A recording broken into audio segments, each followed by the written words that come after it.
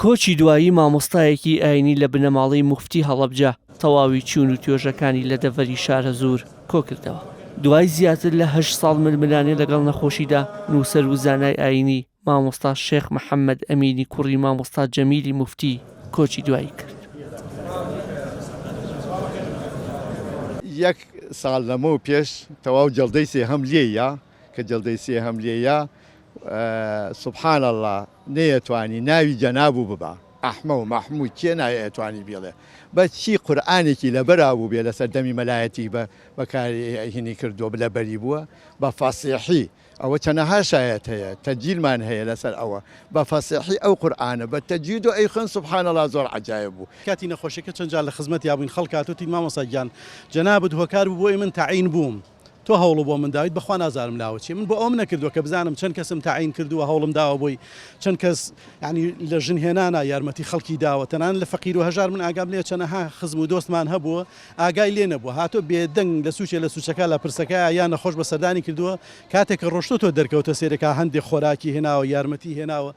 مامۆستا لە سەردەمی بەعەزدا بەهۆی ڕەتکردنەوەی نزا لە وتاری نوێژی هەینیدا بۆ سەرۆکی ڕژێمی لە ناوچوو عێراق ڕووبەڕووی زۆر گرفت بۆتەوە کە هەندێک کات ناچا بە دوورخستنەوە کراوە. لە دوای کیمیابارانی پارێزگای هەڵەبجە ئاوارە بۆ وڵاتی ئێران و دواتریش گەڕاوەتەوە بۆ قەزای شارە زۆر تا کۆتاییەکانی تەمەنی لەو سنوورە لە خزمەتی دین و ژینی خەڵکی ناوچەکە بەردەوام بووە.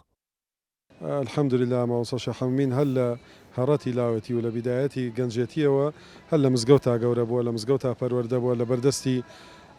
مامۆستا شێخ عالی موفتی مامۆستا شێخ نورەدینی موفتی پاشتر کە لە جامیعەی بەغدا وەرگیرا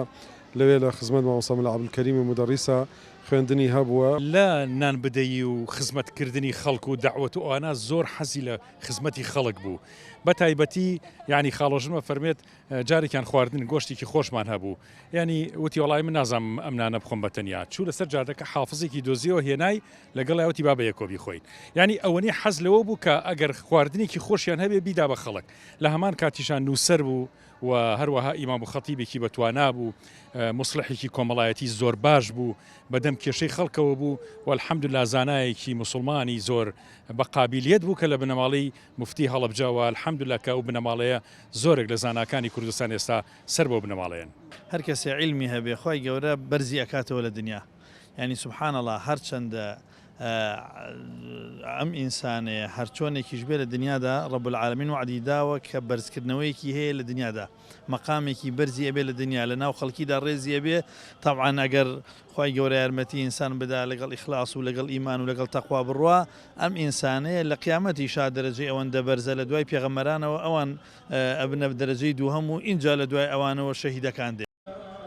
مامۆستا شێخ محەممەد ئەمینی کوڕی مامۆستا جەمیلی موفتی لە ساڵی 1950 لەدایک بوو خوێندنی سەرەتایی و ناوەندی لە شاری هەڵەبجە تەواو کردووە دواتر لە بەغداد کۆلێژی شەریعەی تەواو کردووە. دوای کۆچی دوایی لە تەمەنی 68 ساڵیدا تەرمەکەی لە مزگەوتی دەروازەی ناحیزڕایەنەوە بۆ شاری هەڵەبجە بەڕێکرا و لە گۆڕستانی گوڵان بە خاک سپێردا.